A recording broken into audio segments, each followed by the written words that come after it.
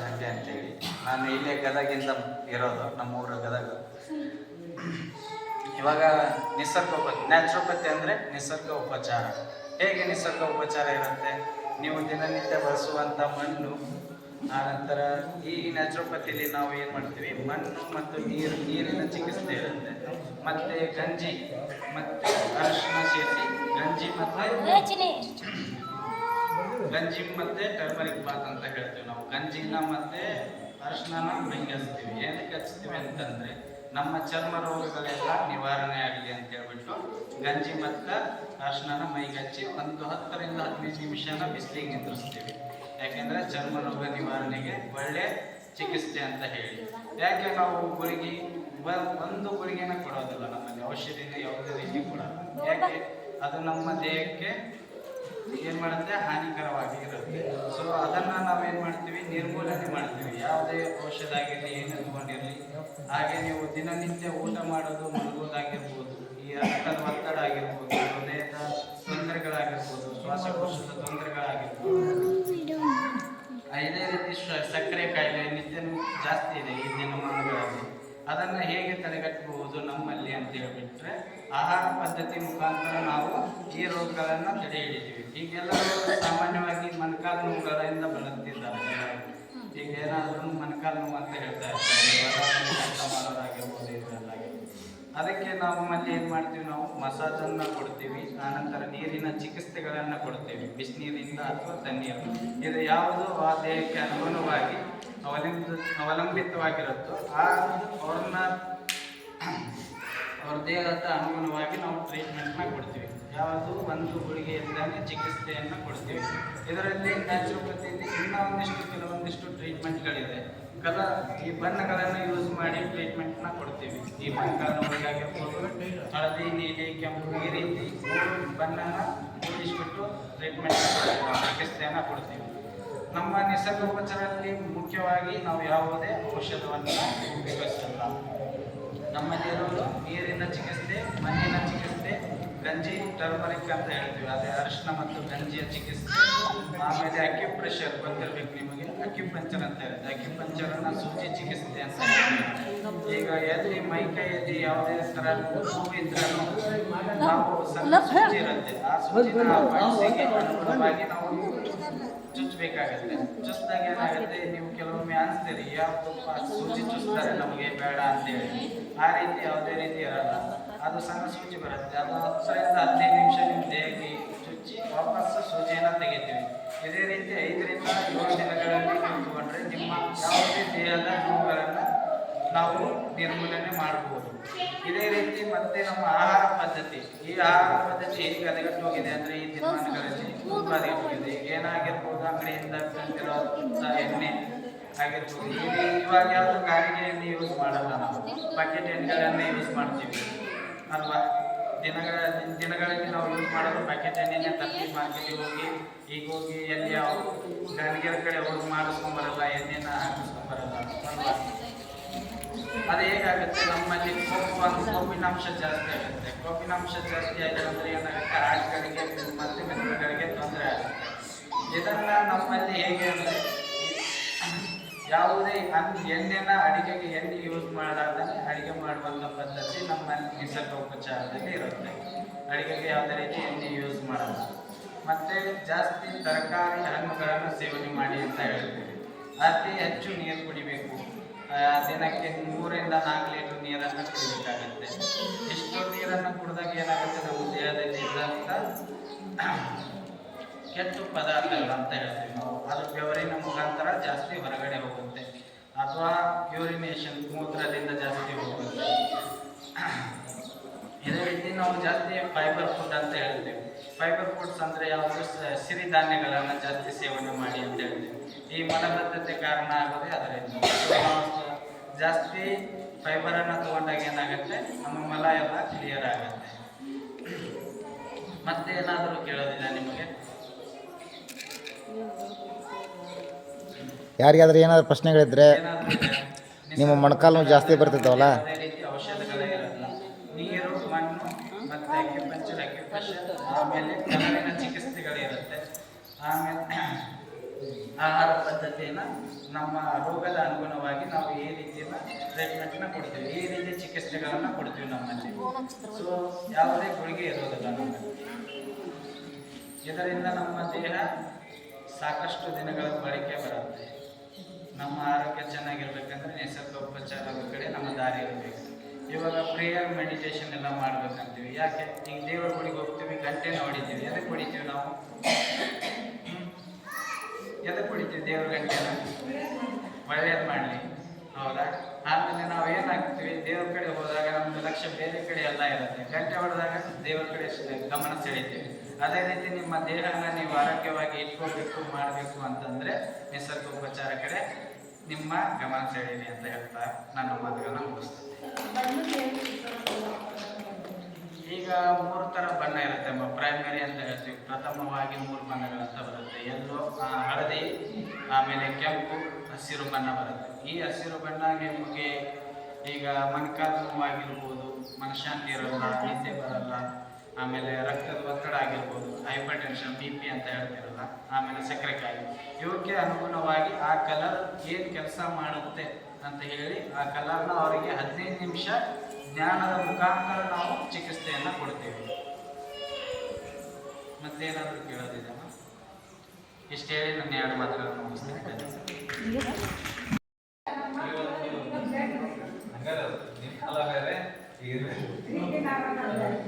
ಈ ಸ್ಥಳದ ಒಂದು ಆದಿದೇವ ಶ್ರೀ ಅನ್ನದಾನೇಶ್ವರ ಮಹಾಸ್ವಾಮಿ ನಮಸ್ಕರಿಸುತ್ತಾ, ಹಾಗೂ ಈ ಒಂದು ಗ್ರಾಮದ ಆದಿದೇವತೆ ವಿಮಾದೇವಿ ನಮಸ್ಕರಿಸುತ್ತಾ, ಇವತ್ತಿನ ದಿನ 8ನೇ ಪ್ರಕೃತಿ ಚಿಕಿತ್ಸಾ ದಿನಾಚರಣೆಯ ಅಂಗವಾಗಿ ಉಜಿರೆ ಪ್ರಕೃತಿ ಚಿಕಿತ್ಸಾ ಮತ್ತು ಯೋಗ ವಿಜ್ಞಾನ ಕಾಲೇಜು ಉಜಿರೆ ಇವರೊಂದು 10 ದಿನ 8 ಅಥವಾ 9 ದಿನದ್ದು ಒಂದು ಕ್ಯಾಂಪ್ ನಡೆದ. ಆ ಒಂದು ಕ್ಯಾಂಪಿಂದ ಅಂಗವಾಗಿ ಅವರು ಅಲ್ಲಿಂದ ಈ ಒಂದು ಕ್ಯಾಂಪನ್ನು ಆಯೋಜಿಸಲಿಕ್ಕೆ ಬಂದಂಥ ಡಾಕ್ಟರ್ ನಮ್ಮ ಆರೋಗ್ಯ ಮತ್ತು ಕ್ಷೇಮ ಕೇಂದ್ರ ಹಿರಿಯ ಆರೋಗ್ಯ ನಿರೀಕ್ಷಣಾಧಿಕಾರಿಗಳಾದ ಪ್ರಭು ಹಾಗೂ ಸಮುದಾಯ ಆರೋಗ್ಯಾಧಿಕಾರಿಗಳಾದಂಥ ಜ್ಞಾನೇಶ್ವರಿ ಹಾಗೂ ಎಲ್ಲ ಹಿರಿಯ ಗುರುಮಾತೆ. ಇವತ್ತಿನ ದಿನ ಅವ್ರು ಹೇಳಿದ್ರೀಗ ಪ್ರಕೃತಿ ಚಿಕಿತ್ಸಾ ದಿನ ರಾಷ್ಟ್ರೀಯ 8ನೇದು ಮಾಡ್ತಾರೆ. ಅದರ ಅಂಗವಾಗಿ ಮಾಡ್ತಾ ಇದ್ದಾರೆ ಪ್ರಕೃತಿ ಚಿಕಿತ್ಸೆ. ಹೆಂಗಂದ್ರೆ ನಾವು ಆರಾಮ್ ತಪ್ಪಂದ್ರೆ ನಮ್ಮ ದೇಶದೊಳಗೆ ಹಲವಾರು ಚಿಕಿತ್ಸಾ ವಿಧಾನ ಮಾಡ್ತಾರೆ. ಒಂದು ಅಲೋಪತಿ ಆಯಿತು, ಆಯುರ್ವೇದ ಆಯಿತು, ಯೋಗ ಆಯಿತು, ಪ್ರಕೃತಿ ಚಿಕಿತ್ಸೆ ಆಯಿತು, ಹೋಮಿಯೋಪತಿ ಆಯಿತು, ಹಿಂಗೆ ಹಲವಾರು ವಿಧಾನಗಳು. ಆದ್ರೆ ನಿಮ್ಗೆ ಇವನ್ನ ಕೇಳಿದ್ಲ. ಈಗ ಅಲೋಪತಿ ಕೇಳಿರ್ತೀರಿ, ಆಯುರ್ವೇದ ಕೇಳಿರ್ತೀರಿ, ಹೋಮಿಯೋಪತಿನೂ ಎಲ್ಲ ಸ್ವಲ್ಪ ಕೇಳಿರ್ತೀರಿ. ಬಟ್ ಪ್ರಕೃತಿ ಚಿಕಿತ್ಸೆ ಅನ್ನೋದು ಯಾರು ಕೇಳಿರ್ನ ಯಾರು? ಅದು ಕೇಳಿ ಎಲ್ಲೊಬ್ಬೊಬ್ಬರು ಕೇಳಿರ್ಬೋದು. ಪ್ರಕೃತಿ ಚಿಕಿತ್ಸೆ ಅಂದ್ರೆ ಏನು ಅಂತ ಕೇಳ್ತಾರಲ್ಲ, ಅದ್ರ ಬಗ್ಗೆ ಸ್ವಲ್ಪ ಅರಿವು ಮೂಡಿಸಲಿ ಅಂತ ತಿಳ್ಕೊಂಡು ಆ ಒಂದು ದೃಷ್ಟಿಯಿಂದ ಭಾರತ ಸರ್ಕಾರ ಆಯುಷ್ ಮಂತ್ರಾಲಯ ಒಂದೊಂದು ಚಿಕಿತ್ಸಾ ಪದ್ಧತಿ ಒಂದೊಂದು ದಿನ.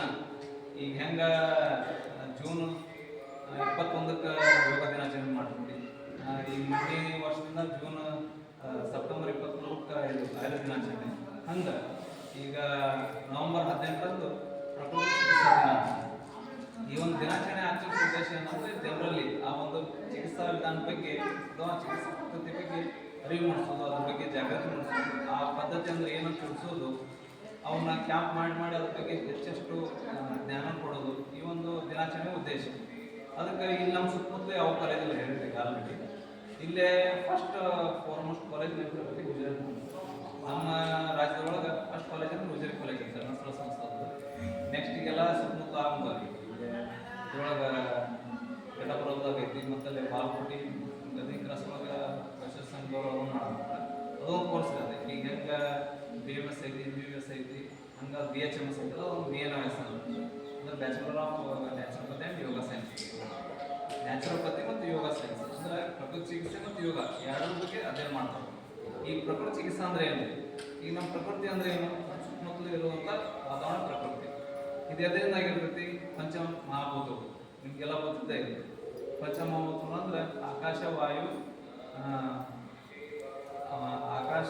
ವಾಯು, ಜಲ, ಅಗ್ನಿ, ಪೃಥ್ವಿ.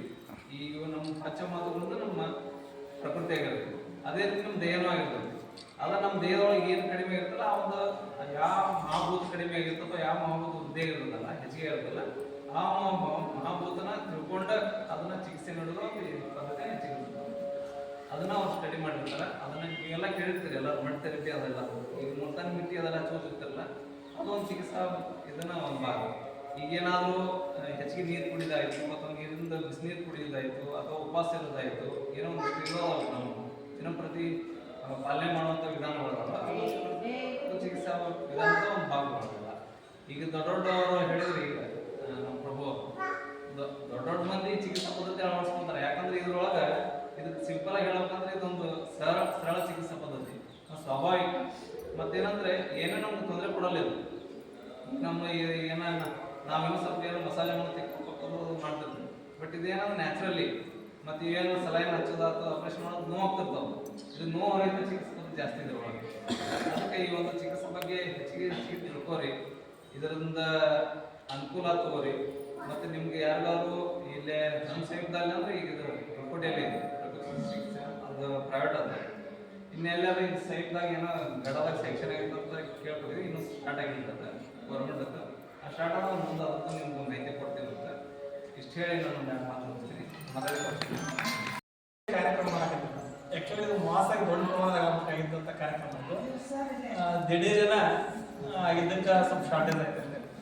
ಸೊ ತಮಗೆ ಗೊತ್ತಿರಲಿ ಕೆಲವಿಷ್ಟು ವಿಷಯಗಳನ್ನ ಸರ್ ಹೇಳಿ ನಿಜವಾಗಿ ಹೆಂಗೈತೆ ಅಂದ್ರೆ ಹೆಂಗೆ MBBS ಮಾಡ್ತಾರೆ ಸೇಮ್ BAMS ಮಾಡ್ತಾರೆ. ನಮ್ಗೆ ಗೊತ್ತು MBBS ವೈದ್ಯರು BAMS ಹಂಗೆ BNYS ಅಂತ ಇನ್ನೊಂದು ಧರ್ಮಸ್ಥಳ ಗ್ರಾಮಾಭಿವೃದ್ಧಿ ಸಂಸ್ಥೆ ಏನು ಧರ್ಮಸ್ಥಳ ಐತೆ ಅಲ್ಲಿ ಬಾಜು ಉಜಿರೆ ಒಳಗೆ ಈಗ ಹೆಂಗೆ BAMS ಕಾಲೇಜಲ್ಲಿ ರಾಜೀವ್ ಗಾಂಧಿ ಕಾಲೇಜ್ ಐತಿ, MBBS ಕಾಲೇಜ್ ಗದಗ ಜಿಲ್ಲಾಸ್ಪತ್ರೆ ಜಿಮ್ಸ್ನಾಗ ಐತಿ, ಆಮೇಲೆ KMC ಈ ಥರ ಅದು ಕೂಡ ಒಂದು ಉಜಿರೆ ಒಳಗೆ BAMS ಅಂತ ಒಂದು ಡಿಗ್ರಿ ಅದು. ಒಳ್ಳೆ ನ್ಯಾಚುರೋಪತಿ ಟ್ರೀಟ್ಮೆಂಟ್ ಹೆಂಗಂದ್ರೆ ಮೊದಲೇನು ಹಿರಿಯರು ಕೊಡ್ತಾರೆ ಔಷಧ ಔಷಧ ಅದ ಅಲ್ಲಿ ಕೊಡ್ತಾರೆ, ಮತ್ತೇನು ಕೊಡೋದು. ಒಳ್ಳೆ ಊಟ ಒಳ್ಳೆ ಔಷಧ ಅಂದ್ರೆ ಸರ್ ಹೇಳಿದ್ರಿ ಕೆಲವು ನಿಜವಾಗಿ ನಾನು ನಮ್ಮ ಅತಿಶಯೋಕ್ತಿ ಆಗುತ್ತೆ ಈ ಸಂದರ್ಭದಲ್ಲಿ ಹೇಳಬಾರ್ದು ಕೂಡ. ನಮ್ಮ ತಂದೆಯವರು ಕೂಡ ಆ ಟ್ರೀಟ್ಮೆಂಟನ್ನು ಕೊಡಿಸಿದ್ದೀವಿ. ಆ ಟ್ರೀಟ್ಮೆಂಟನ್ನು ಅಕ್ಯುಪಂಚರ್ ಇರ್ಬೋದು, ಆಮೇಲೆ ಮಡ್ ಥೆರಪಿ ಅಂತ ಮಾಡ್ತಾರೆ, ಸ್ಟೀಮ್ ಬಾತ್ ಆಯುರ್ವೇದಿಕ್ನಲ್ಲಿ ಮಾಡಿದ್ರು ಕೂಡ ಅಲ್ಲೂ ಮಾಡ್ತಾರೆ. ಆಮೇಲೆ ಸರ್ ಆಯುರ್ವೇದಿಕ್ ಸೆಕ್ಷನ್ಯಾಗ ಅಂತ ಪಂಚಕರ್ಮ ಮಾಡ್ತಾರೆ. ಸೊ ನಮಗೂ ಇಂಜೆಕ್ಷನ್ ಗುಳಿಗೆ ಏನದಾವಲ್ಲ ಅವನ್ನೆಲ್ಲ ಬಿಟ್ಟು ಅಂದ್ರೆ ಸೈಡ್ ಎಫೆಕ್ಟ್ಸ್ ಆಗಕತ್ತವು ಅನ್ನೋ ಉದ್ದೇಶಕ್ಕೆ ನ್ಯಾಚುರೋಪತಿ ಮತ್ತು ಯೋಗ ಆಯುರ್ವೇದ ಅದವಲ್ಲ ಇವ್ನು ಹೆಚ್ಚು ಬಳಕೆ ಮಾಡ್ಬೇಕಾಯ್ತು ನಮ್ಮ ಜನರು. ಯಾಕಂದ್ರೆ ಆರೋಗ್ಯ ಅಂತೂ ಹೊಗೆತಂತ ಎಲ್ಲರಿಗೂ ಗೊತ್ತೈತದೆ. ಯಾರೂ ಆರೋಗ್ಯ ಚಲೋ ಉಳಿದಿಲ್ಲ. ಅದಕ್ಕೆ ಅವ್ನು ಸುಧಾರಿಸ್ಬೇಕಾದ್ರೆ ಇಂಜೆಕ್ಷನ್ಗಳಿಗೆ ಬಿಡ್ರಿ, ಸಲೈನ್ ಬಿಡ್ರಿ, ದಯಮಾಡಿ ನ್ಯಾಚುರೋಪತಿ ಮತ್ತು ಯೋಗ ಆಯುರ್ವೇದವನ್ನು ಬಳಸ್ರಿ ಅನ್ನುವಂಥ ಒಂದು ಉದ್ದೇಶದಿಂದ 18ನೇ ತಾರೀಕಿಗೆ ಏನು ಅವರು ಪ್ರಕೃತಿ ಚಿಕಿತ್ಸೆ ರಾಷ್ಟ್ರೀಯ ಪ್ರಕೃತಿ ಚಿಕಿತ್ಸಾ ದಿನಾಚರಣೆ ಕಾರ್ಯಕ್ರಮ ಇರ್ತದೆ. ಸೊ ಆ ಕಾರ್ಯಕ್ರಮದ ಅಂಗವಾಗಿ 15ನೇ ತಾರೀಕಿಂದ ಎಲ್ಲರಿಗೂ ಜಾಗೃತಿ ಮೂಡಿಸ್ಕೊಂತ ಹೊಂಟ್ರೆ ಇಲಾಖೆಯಿಂದ. ಸೊ ಅದಕ್ಕೆ ಇಲ್ಲಿ ನಮ್ಮ ಒಂದು ಸಣ್ಣ ಗ್ರಾಮಕ್ಕೆ ಬಂದವರು ಆ ಉಜಿರೆ ಅಂತ ಒಂದು ದೊಡ್ಡ ಆಸ್ಪತ್ರೆ ಅಲ್ಲಿಯ ವೈದ್ಯರು ಬಂದು ಇವತ್ತು ನಮಗೆ ಒಂದಿಷ್ಟೇನೋ ನ್ಯಾಚುರೋಪತಿ ಮತ್ತು ಯೋಗದ ಬಗ್ಗೆ ಮಾಹಿತಿ ನೀಡಾಕ ಅವ್ರಿಗೆ ನಮ್ಮ ಇಲಾಖೆಯಿಂದ ನಮ್ಮ ಮುಷಿಗೇರಿ ಪ್ರಾಥಮಿಕ ಆರೋಗ್ಯ ಕೇಂದ್ರ ತುಂಬೂರಿಂದ ಧನ್ಯವಾದಗಳನ್ನು ನಾವು ಅರ್ಪಿಸ್ತೀವಿ. ಯಾಕಂದ್ರೆ ನಮ್ಮ ಈ ಒಂದು ಹಳ್ಳಿಯೊಳಗೆ ಆಯ್ಕೆ ಮಾಡ್ಕೋಬೇಕಂದ್ರೆ ಅಲ್ಲಿಂದ ಉಜಿರೆಯಿಂದ ಡಾಕ್ಟರ್ ಬರ್ತಾರಂದ್ರೆ ಜಾಸ್ತಿ ಇನ್ನೂ ಅವೇರ್ನೆಸ್ ಆಗಬೇಕು, ಪಬ್ಲಿಕ್ ಜನರಿಗೆ ಗೊತ್ತಾಗಬೇಕು, ಅವ್ರು ಹೇಳ್ತಕ್ಕಂಥ ವಿಷಯ ಆಮೇಲೆ ಟ್ರೀಟ್ಮೆಂಟ್ ಆಗಬೇಕು. ನಾವು ಸುಮ್ಮನೆ ಅದ್ರ ಬಗ್ಗೆ ಏನಾಗಬೇಕಾದ್ರೆ ಗದಗದಲ್ಲಿ ಗುಲ್ಕೋಟ್ ನಮ್ಮ ಪ್ರೈವೇಟ್ HK ಪಾಟೀಲ್ ಸಾಹೇಬರು ಒಂದು ಆಸ್ಪತ್ರೆ ಮಾಡಿದ್ದಾರೆ ಪ್ರಕೃತಿ ಚಿಕಿತ್ಸಾಲಯ. ಇಡೀ ನಮ್ಮ ಗದಗ ಜಿಲ್ಲೆಯೊಳಗೆ ಇರೋದು ಅದೇ ಒಂದು ಆಸ್ಪತ್ರೆ. ಪ್ರಕೃತಿ ಚಿಕಿತ್ಸಾಲಯ ಆಸ್ಪತ್ರೆಗಳೇ ಇಲ್ಲ. ಸಾಕಷ್ಟು ಇವತ್ತು RMP ಡಾಕ್ಟರ್ ಸಿಗ್ತಾರೆ, BAMS MBBS MD MS ಎಲ್ಲ ಸಿಗ್ತಾರೆ. ಪ್ರಕೃತಿ ಚಿಕಿತ್ಸಾಲಯ ಇವತ್ತು ನಾವು ಏನಾಗಿದೆ ಅಂದ್ರೆ ನ್ಯಾಚುರಲ್ ಟ್ರೀಟ್ಮೆಂಟಿಗೆ ಇನ್ನೂ ಹೋಗಿಲ್ಲ. ನಾವು 50 ರೂಪಾಯಿ 100 ರೂಪಾಯಿ ಖರ್ಚು ಮಾಡಿ ದವಾಖಾನೆ ಹೋಗ್ತೀವಿ. ಈಗ ದೊಡ್ಡ ದೊಡ್ಡ ಅಧಿಕಾರಿಗಳು IAS ಆಫೀಸರು ರಾಜಕಾರಣಿಗಳ ದೊಡ್ಡವರೆಲ್ಲ ಏನು ಮಾಡಾಕತ್ತಾರಪ್ಪ ಅಂದ್ರೆ ಆ ನ್ಯಾಚುರೋಪತಿ ಟ್ರೀಟ್ಮೆಂಟ್ ನೋಡ್ರಿ. ನೀವು ದೆಹಲಿ CM ಅರವಿಂದ್ ಕೇಜ್ರಿವಾಲ್ ಸಾಹೇಬ್ರಿಗೆ ಆರಾಮಿಲ್ಲ ಅಂತ ಕೆಮ್ಮು ನೆಗಡಿ ಆಗೈತೆ ಅಂದ್ರೆ ನ್ಯಾಚುರೋಪತಿ ಹಾಸ್ಪಿಟಲ್ ಬೆಂಗಳೂರಲ್ಲಿ ಜಿಲ್ಲಾನಾಗ ಅಂದ್ರೆ ಏನಾಗಿತ್ತು ಪರಿಸ್ಥಿತಿ ಅಂದ್ರೆ ದೊಡ್ಡವರೆಲ್ಲ ಹೊಳ್ಳಿ ಮತ್ತೆ ನಮ್ಗೆ ಆ ಕಾಲ ಬರ್ತಂತೀವಲ್ಲ ಆ ಕಾಲಕ್ಕೆ ಹೊಳ್ಳಿ ಬಂದ್ಕೊಂಡು ಅಂದ್ರೆ ಮುಂದಿನ ದಿನಮಾನಗಳು ಕೂಡ ನಮ್ಮ ಅಲೋಪತಿಗಿಂತ ಏನು ಇಂಗ್ಲೀಷ್ ಮೆಡಿಸಿನ್ ಅಂತೀವಿ ಇದಕ್ಕಿಂತ ಬದಲಾಗಿ ಒಂದು ದಿನ ಪ್ರಕೃತಿ ಚಿಕಿತ್ಸಾಲಯ, ಯೋಗ, ಧ್ಯಾನ, ಆಯುರ್ವೇದ ಇವು ಮತ್ತೆ ಹೊಳ್ಳಿ ಮರುಕಳಿಸ್ತಾವು ಮತ್ತು ನಮ್ಮ ದೇಶವನ್ನು ಆಳೋದು ಅಂತಕ್ಕಂಥ ವಿಷಯ ನಮಗೆಲ್ಲ ಗಮನಿಸಿಲ್ಲ ಅನ್ನೋದನ್ನ ಈ ಸಂದರ್ಭದಲ್ಲಿ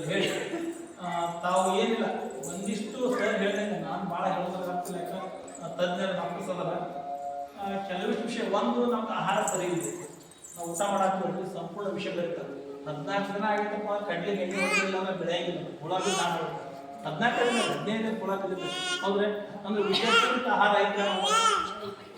ಗಾಳಿ ಹೆಂಗೈತಂದ್ರೆ ಕಾರ್ಬನ್ ಡೈಆಕ್ಸೈಡ್ ಎಷ್ಟೈತೆ ಅಂತ ಹೇಳ್ಬೋದು ಅಷ್ಟೇ. ನಾವು ಗಾಡಿ ಸ್ವಲ್ಪ ಬೈಕ್ ರೋಡ್ನಾಗ ನಿಲ್ಲಿಸಿ ಒಂದು ಅರ್ಧ ಗಂಟೆ ಬಿಟ್ಟು ಬಂದ್ರೆ ಧೂಳು ಹೆಂಗೆ ಮತ್ತು ನಾವು ಅಡ್ಡಾಡಿ ನಾವು ಆಕ್ಸಿಜನ್ ತಗೋತೀವಿ ಉಸಿರಾಡಿಸ್ತೀವಿ ಅಂದ್ರೆ ನಮ್ಮ ಮೂವ್ನಾಗ ನಮ್ಮ ಆರೋಗ್ಯದ ಹೋಗೋದಲ್ಲ ಅಂದ್ರೆ ಗಾಡಿ ಹೋಗೋದಿಲ್ಲ. ಸಾಕಷ್ಟು ಫ್ಯಾಕ್ಟ್ರಿಗಳಾಗಿ ಹೋಗಿ ಈಗೆಲ್ಲ ಗಾಡಿ ವಾಹನ ಇಂಧನ ವಾಹನಗಳ ಹೋಗಿ ಹಂಗೆ ಎಲ್ಲ ಗಾಳಿ ಸರಿ ಇಲ್ಲ, ಆಹಾರ ಸರಿ ಇಲ್ಲ. ನೀರು ಹೆಂಗೈತೆ ಅಂದ್ರೆ ನಮ್ಗೆ ಗೊತ್ತಿರಲಿ, ಮೊದಲು ನೀರು ಬಾಗ ಇರ್ತಿತ್ತು ಚಲೋ ಇತ್ತು ಅಂತ ಹೇಳಿದ್ವಿ. ಈಗ 150 ಫೀಟ್ಗಿಂತ ಕೆಳಗೆ ನೀರು ನಾವು ತೆಗಿಯಾಕಿರ್ತೀವಲ್ರಿ, ಆ ನೀರೆಲ್ಲ ಫ್ಲೋರೈಡ್ ಇರುತ್ತೆ ನೀರು. ಒಂದು ದಿನ ನೀರನ್ನು ನಾವು ಸ್ಟೋರ್ ಮಾಡಿ ಕೊಡದಾಗ ಅಂಡೆ ತೆಗಿಬೇಕಂದ್ರೆ ಬೆಳ್ಳ ಕೆಮಿಕಲ್ ಬರತ್ತೆ. ಅದು ಏನಪ್ಪ ಅಂದ್ರೆ ಫ್ಲೋರೈಡ್. ಆ ಫ್ಲೋರೈಡನ್ನು ನಾವು ಕುಡಿಯೋಪ್ಪ ಅಂದ್ರೆ ಮಾಡ್ಕೊಂಡು ಸ್ಟಾರ್ಟ್. ಪರಿಸ್ಥಿತಿ ಹೀಗಿರುವಾಗ ನೀರು ಸರಿ ಇಲ್ಲ, ಗಾಳಿ ಸರಿ ಇಲ್ಲ, ಆಹಾರ ಸರಿ ಇಲ್ಲ, ಆದ್ರೂ ಬದುಕಿವಿ. ಹೌದಲ್ಲ? ಅದಕ್ಕೆ ನಮ್ಮ ಆರೋಗ್ಯ ಕಾಪಾಡ್ಕೋಬೇಕಂದ್ರೆ ಒಳ್ಳೆ ಊಟ ಮಾಡ್ಬೇಕು, ಚಲೋ ತರಕಾರಿ ನಾವು ಬಂದಾಗ ನಾವು ಗೊಬ್ಬರ ಹಾಕ್ಬೇಕಂದ್ರೆ ಸಾವಯವ ಕೃಷಿ ಮಾಡಿ ಬೆಳಿಬೇಕು. ನಮ್ಮಲ್ಲೇ ಇಟ್ಟಿಗೆ ಒಳಗ ನಾವು ಹೆಸರು ಹೇಳಿದ್ರೆ ಅತಿಶಯೋಕ್ತಿ ಅಂತ ಸಾವಯವ ಕೃಷಿ ಬೆಳೆ ಮಂದಿ ಐತಿ. ಸಾಕಷ್ಟು ಜನ ಈಗ ಪ್ರಯತ್ನ ಮಾಡತ್ತಾರೆ. ಅಂದ್ರೆ ಏನು ರಾಸಾಯನಿಕ ಗೊಬ್ಬರ ಬಳಸಲಾಗುವಂಥ ಆಹಾರ ಐತಲ್ಲ ಅದು ಒಳ್ಳೇದು ನಮ್ಮ ದೇಹಕ್ಕೆ. ಸೊ ಅಂತ ಆಹಾರ ಬಳಸಬೇಕು. ನೀರು ಹೆಂಗೈತಪ್ಪ ಅಂದ್ರೆ ಭಾಳ ಜನ ಹಳಬರು ನೋಡ್ರಿ, ನೀವು ನಮ್ಮ ಹಿರಿಯರು ಭಾರಿ ಶಾಣೆ ಅದಾವಲ್ಲ, ಕುದಿಸಿ ಆರಿಸಿದ ನೀರು ಕುಡಿತಿದ್ರು. ಆಮೇಲೆ ಊಟ ಮಾಡುವಾಗ ಕಂಪಲ್ಸರಿ ಎಲ್ಲ ಅಡಿಗೆ ಮೇಲೆ ಮುಚ್ತಿದ್ರು. ಅಡಿಗೆ ಮೇಲೆ ಮುಚ್ಚು ಪದ್ಧತಿ ನೋಡಬೇಕು. ಯಾಕಂದ್ರೆ ಬಟ್ಟೆ ಕಂಪ್ಲೀಟ್ಲಿ ಬಟ್ಟೆ ಕವರ್ ಮಾಡಬೇಕು. ಒಂದು ನೊಣ ನಮ್ಗೆ ಆಶ್ಚರ್ಯ ಆಯಿತು. ಒಂದು ನೊಣ ಹೋಗಿ ಹೊರಗಡೆ ನಾವು ಬಯಲು ಮಲ ವಿಸರ್ಜನೆ ಮಾಡ್ತೀವಲ್ಲ ಅಲ್ಲಿ ಕುತ್ಕೊಂಡು ಬಂದು ಮತ್ತು ಅಡಿಗೆ ಮೇಲೆ ಕುಂತಪ್ಪ ಅಂದ್ರೆ ಗ್ಯಾರಂಟಿ ಕಾಯಿಲೆ ಸ್ಟಾರ್ಟ್ ಮಾಡ್ತೀವಿ. ನಮ್ಮಲ್ಲಿ ನೋಡ್ರಿ ಹೇಳ್ತೀನಿ, ಇಮ್ಯುನಿಟಿ ಪವರ್ ಎಷ್ಟು ಲೋ ಆಗೈತೆ ಅಂತ ಹೇಳ್ಬಾರ್ದು. HB% ಇಮ್ಯುನಿಟಿ ಪವರ್ ಬಗ್ಗೆ ನಾವು ಮಾತಾಡೋದು ನಿಜವಾಗಿ. ಮತ್ತೊಂದೆಲ್ಲ ಗರ್ಭಿಣಿ ಅಂತ ಕಾರ್ಯಕ್ರಮದಾಗ ನಾವು ಈಗ ಸಾಕಷ್ಟು ಮಾತಾಡಿದ್ವಿ. ಏನಾಗಿದ್ರೆ ಯಾಕೆ ನಾವು ನೀರಿನ ಬಗ್ಗೆ ಹೆಚ್ಚು ಗಮನ ಹರಿಸಬೇಕಾಗೈತೆ ಇವತ್ತು ಕಾರ್ಯಕ್ರಮ ಉದ್ದೇಶನೂ ಅದು ಕೂಡ ನಮ್ಮ ನೇಚರ್ ಬೇಸಿಕ್ ನಾವು ನೀರು ಆಹಾರ ಕಾಪಾಡ್ಕೊಳ್ಳಿಲ್ಲ ಸಾಕಷ್ಟು ಟೈಫಾಯ್ಡ್ ಕಾಯಿಲೆ ಬರುತ್ತಲ್ರಿ ನೀರಿನಿಂದ ಬರುತ್ತೆ. ನಾವು ಚಲೋ ನೀರು ಕುಡಿದಿಲ್ಲ ಅಂದ್ರೆ ಗ್ಯಾರಂಟಿ ಟೈಫಾಯ್ಡ್ ಮಾತ್ರ ತಿಳ್ಕೊಂಡು ಟೈಫಾಯ್ಡ್ ಯಾಕೆ ಮಾತ್ರ ನಮ್ದೆಲ್ಲ ನೀರು ನಂಬಿಸ್ತೀವಿ. ಸೊ ಅದ್ರ ಜೊತೆಗೆ ಆಹಾರ ಕೂಡ ಹೇಗೆ ಒಟ್ಟ ಕ್ವಾಲಿಟಿ ಇದೆ. ಸಾಧ್ಯನೇ ನಾವು ಕ್ವಾಲಿಟಿ ಆಹಾರ ಎಲ್ಲಿ ಮಟ್ಟಕ್ಕೆ ಆಹಾರ ಕಲಬೆರಕೆ ಐತಂದ್ರೆ ಸೇಬು ಹಣ್ಣು ನೋಡಿ ತಿಂತೀವಿ, ಚಲೋ ಒಂದು ಸೇಬು ಹಣ್ಣು ತಿನ್ಬೋದು ದಿನ ಅಂತೀವಿ. ಅದು ಎಲ್ಲಿ ಬಿದ್ದಂಥ ವೇಸ್ಟೇಜ್ ಸಿರಂಜ್ ಇರ್ತಾವಲ್ಲ ಅಂಥ ಸಿರಂಜ್ ತೊಗೊಂಡು ಹೋಗಿ ಅದ್ರ ಕಲರ್ ಯಾರು ಮಾಡ್ತಾರೆ ಅಂದ್ರೆ ಒಂದು ಇಂಜೆಕ್ಷನ್ ಮಾಡ್ತಾರೆ ಸೇಬು ಹಣ್ಣಿಗೆ, ಆಟೋಮೆಟಿಕ್ ಕೆಂಪು ಕಲರ್ ಬರುತ್ತೆ. ಭಾರಿ ನಾವು ದೊಡ್ಡ ರೇಟ್ ಕೊಟ್ಟು ಈ ಥರ ಮೋಸ ಮಾಡಬೇಕು. ಅದ್ರ ಜೊತೆಗೆ ಬಾಳೆಹಣ್ಣು ನೋಡ್ರಿ ನೀವು, ಒಂದು ದೊಡ್ಡ ಗುಡಾವಣೆ ಇರ್ತೈತೆ, ದೊಡ್ಡ ಗುಡಾವಣೆ ಇರ್ತೈತಿ. 2 ಚೀಟ್ ಕಾರ್ಪೆಟ್ ಅಂತ ಒಂದು ಔಷಧ ಬರ್ತದೆ. ಈ ಹಳ್ಯಾಗ ಒಂದು ಚೀಟ್ ಕೊಡ್ತಾರೆ ಕಾರ್ಪೆಟ್ ಔಷಧ. ಆ ಪೌಡ್ರ್ ಆ ಗುಡಾವಣೆಗೆ ಹೋಗ್ಬಿಡ್ತಾರೆ ಒಂದು 2 ಕಡೆ. ಬೆಳಗ್ಗೆ ಅಂತ ಬಾಳೆಹಣ್ಣು ಕಾಯಿ ಇದ್ದಲ್ಲ, ಬೆಳಗ್ಗೆ ಎದ್ದ ತಕ್ಷಣ ಅಷ್ಟು ವಿಷಪೂರಿತ ಆಹಾರವನ್ನು ಮಾಡಿರ್ತೀನಿ. ಅದಕ್ಕೆ ದಯಮಾಡಿ ನಾವೆಲ್ಲರೂ ಒಳ್ಳೆ ಆಹಾರವನ್ನು ತಗೊಳ್ಳೋಣ. ಹೆಂಗಂದ್ರೆ ನ್ಯಾಚುರಲ್ ಆಗಿ ನಮ್ಮ ಹೊಲದಾಗ ನಮ್ಮ ಮನೆಯ ಬಿಸಿಲ ಜಾಗ ಇತ್ತಪ್ಪ ಅಥವಾ ನಮ್ಮ ತೋಟದಾಗಿದ್ದ ಒಂದು 4 ಬಾಳೆ ಗಿಡ, ನ್ಯಾಚುರಲ್ ಹಣ್ಣುಗಳನ್ನು, ಹಂಪಲುಗಳನ್ನು, ತರಕಾರಿಗಳನ್ನು ಸಾವಯವ ಕೃಷಿಯಿಂದ ನಾವು ಬೆಳೆದಂಥ ಆಹಾರಗಳನ್ನು ತಿನ್ನಬೇಕು. ಅದಕ್ಕೆ ಉತ್ತಮವಾದಂಥ ಆಹಾರವನ್ನು ನಾವು ಸ್ವೀಕರಿಸಿ ಒಳ್ಳೆ ಆರೋಗ್ಯವನ್ನು ನಾವು ಪಡೆಯೋಣ. ಅಂದ್ರೆ ಮುಂದಿನ ಜನಾಂಗಕ್ಕೆ ಮಕ್ಕಳು ಶಾಣೆ ಆಗ್ತದೆ. ಇಲ್ಲಾಂದ್ರೆ ಸಾಕಷ್ಟು ನಮ್ಮ ಏನು ಆರೋಗ್ಯ ಕೆಡಾಕತ್ತೈತಲ್ರಿ ಅದರ ನಂತರ ಮಕ್ಕಳಿಗೆ ಅದು ಎಫೆಕ್ಟ್ ಆಗ್ತೈತಿ. ಬರುವ ದಿನಮಾನದಲ್ಲಿ ಸಾಕಷ್ಟು ಮಂದಿ ನೋಡ್ರಿ ಮಕ್ಕಳು ಆಗ್ತಿಲ್ಲ. ಸಾಕಷ್ಟು ಮಂದಿಗೆ ಹಲವಾರು ಬುದ್ಧಿಮಾನ್ಯತೆ ಆಗ್ತದೆ. ಮಕ್ಕಳು ನನಗೆ ಬ್ಯಾಡ ಅಂದ್ರೆ ಒಂದು ಬ್ಯಾಡ ಅಂತ ಕೆಟ್ಟ ಘಟನೆ ಅಂತ ನನ್ನ ಬಲಿಗೆ ಹೋಗ್ಬೋದು. ಇವತ್ತು ಕೂಡ ನಾವು ಹುಬ್ಳಿ ಅವ್ರ ಮಗನ ಬರೀ ಫೋನ್ ಅಡಿಕ್ಟ್ ಆಗಿ ಅಡ್ಮಿಟ್ ಮಾಡಿದ್ವಿ. ನಾನು ಅನ್ಸುತ್ತ ಫೋನ್ ಅಡಿಕ್ಟ್ ಅಷ್ಟು ಅಡಿಕ್ಟ್ ಈಗಿನ ಮಕ್ಕಳು ಡಿಗ್ರಿ ಹೋಗ್ತಾ ಹೋಗ್ತಾರೆ. ಅಂದ್ರೆ ಯಾವ ಮಟ್ಟಕ್ಕೆ ಹೋಗೈತೆ ಅಂದ್ರೆ ನಮ್ಮಲ್ಲಿ ಯಾವುದಕ್ಕೂ ಕೂಡ ಬದ್ಧತೆ ಇಲ್ಲ. ಅದಕ್ಕೆ ದಯಮಾಡಿ ಆಹಾರ ಒಳ್ಳೆಯದಿತ್ತಪ್ಪ ನಮ್ಮ ಮಕ್ಕಳು ಕೂಡ ಚಲೋ ಹೋಗ್ತವೆ. ಒಳ್ಳೆ ಆಹಾರ ಊಟ ಮಾಡೋಣ, ನಮ್ಮ ಆರೋಗ್ಯವನ್ನು ನಾವೆಲ್ಲ ಕಾಪಾಡ್ಕೊಳ್ಳೋಣ. ಅದಕ್ಕೆ ನ್ಯಾಚುರೋಪತಿ ಮತ್ತು ಆಯುರ್ವೇದ ಬಗ್ಗೆ ಹೆಚ್ಚು ಗಮನ ಹರಿಸೋಣ. ನೀವು ಖಾಲಿ ಮೊಣಕಾಲ ವೈದ್ಯರ ಪಟ್ಟು ಹೋಗಿ ಒಂದು ಮೊಣಕಾಲ ಗುಳಿಗೆ ತೊಗೊಂಬ ಅಂತೇಳಿ ತೊಗೊಂಬರುವಂಥ ಹೆಬಿಟ್ ಐತಲ್ಲ, ಫಾರ್ಮಸಿಗೆ ಹೋಗುವ ಆ ವ್ಯವಸ್ಥೆಯನ್ನು ದಯಮಾಡಿ ಯಾರು ಮಾಡ್ತಾರೆ ಅಂತ ಹೇಳಿ ಧನ್ಯವಾದ. ಮಾಡಬೇಕು ಡೈಲಿ ಅಂದರೆ ಮೆಡಿಟೇಷನ್ ಅಂತೆ, ಪ್ರಾಣಾಯಾಮ ಅಂತೆ, ಅದೆಲ್ಲ ಮಾಡಿದರೆ ನಮ್ಮ ಆರೋಗ್ಯಕ್ಕೆ ಆಮೇಲೆ ಬ್ರೀತಿಂಗ್, ಉಸಿರಾಟ ಎಲ್ಲ ಚೆನ್ನಾಗಿರುತ್ತೆ. ಧ್ಯಾನ ಎಲ್ಲ ಮಾಡಬೇಕು. ಆಮೇಲೆ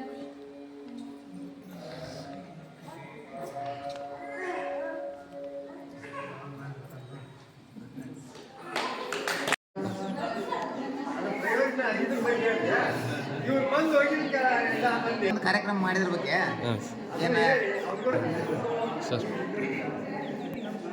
ಪ್ರಕೃತಿ ಚಿಕಿತ್ಸೆ ಬಗ್ಗೆ ಇಲ್ಲಿವರೆಗೂ 8ನೇ ರಾಷ್ಟ್ರೀಯ ಪ್ರಕೃತಿ ಚಿಕಿತ್ಸಾ ದಿನಾಚರಣೆ ಬಗ್ಗೆ ಧರ್ಮಸ್ಥಳ ಉಂಜಮಂತೇಶ್ವರ ಪ್ರಕೃತಿ ಚಿಕಿತ್ಸಾ ಮತ್ತು ಯೋಗ ವಿಜ್ಞಾನಗಳ ಮಹಾವಿದ್ಯಾಲಯ ಆಸ್ಪತ್ರೆಗಳವರು ಇಲ್ಲಿವರೆಗೂ ಅರ್ಧ ಗಂಟೆ ಮತ್ತು ಕಾರ್ಯಕ್ರಮ ನಡೆಸ್ಕೊಟ್ರೆ ಪ್ರಕೃತಿ ಚಿಕಿತ್ಸೆ ಅಂದರೆ ಏನು ಮತ್ತು ಯಾವ ರೀತಿ ಅದರ ಉಪಯೋಗ ತೊಗೋಬೇಕು, ಪ್ರಕೃತಿ ಅಂದರೆ ಏನು, ಆಹಾರ ಯಾವ ರೀತಿ ಊಟ ಮಾಡಬೇಕು, ಯೋಗ ಯಾಕೆ ಮಾಡಬೇಕು ಮತ್ತು ಪ್ರಾಣಾಯಾಮಗಳನ್ನು ಯಾಕೆ ಮಾಡಬೇಕು ಅನ್ನೋದ್ರ ಬಗ್ಗೆ ಇಷ್ಟೊತ್ತು ನುರಿತ ವೈದ್ಯರನ್ನು ಕರ್ಕೊಂಬಂದಿದ್ರು. ಹಾಗೆ ನಮ್ಮ ಆಯುಷ್ ಇಲಾಖೆ ವೈದ್ಯಾಧಿಕಾರಿಗಳು ಹಾಗೆ ನಮ್ಮ ಪ್ರಾಥಮಿಕ ಆರೋಗ್ಯ ಕೇಂದ್ರ ವೈದ್ಯಾಧಿಕಾರಿಗಳು ಬಂದು ಅದ್ರ ಬಗ್ಗೆ ಸವಿಸ್ತರವಾಗಿ ವಿವರಣೆ ಕೊಟ್ಟಿದ್ದಾರೆ.